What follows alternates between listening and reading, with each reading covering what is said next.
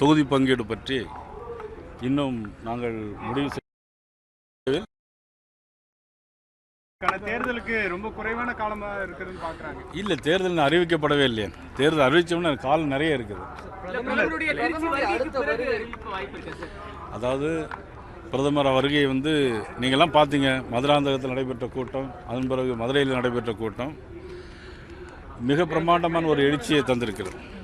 தமிழகத்தில் இன்றைக்கி நடைபெறுகிற ஒரு காட்டு தர்பார் ஆட்சி, ஒரு கஞ்சா ஆட்சி, பெண்கள் நடமாட முடியாத ஒரு ஆட்சி, சிறு குழந்தைகள் நடக்க முடியாத ஒரு காட்சி தான் இப்போ இந்த ஆட்சி நடக்குது.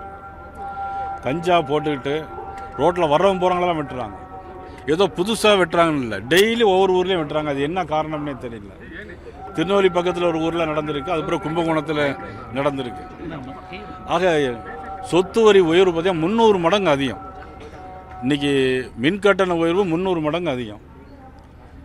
ஒரு ஆண்டுக்கு சிறு குறு தொழில் வச்சுருக்கவங்களுக்கு 6% ஆண்டு ஒன்றிற்கு அறிவிக்கப்படாத மின் கட்டண உயர்வு. சரி, தேர்தல் அறிக்கையில் சொன்ன எதையும் பண்ணியிருக்காங்களன்னா 1-2 செஞ்சுக்கிட்டு அதுக்கப்புறம் செய்யவே இல்லை. அதுலேயும் குறிப்பாக பார்த்தீங்கன்னா 1000 ரூபா தரேன்னு சொன்னாங்க. 28 மாதம் 1000 ரூபா தரல. பாராளுமன்ற தேர்தல் வந்த பிறகு தான் கொடுத்தாங்க.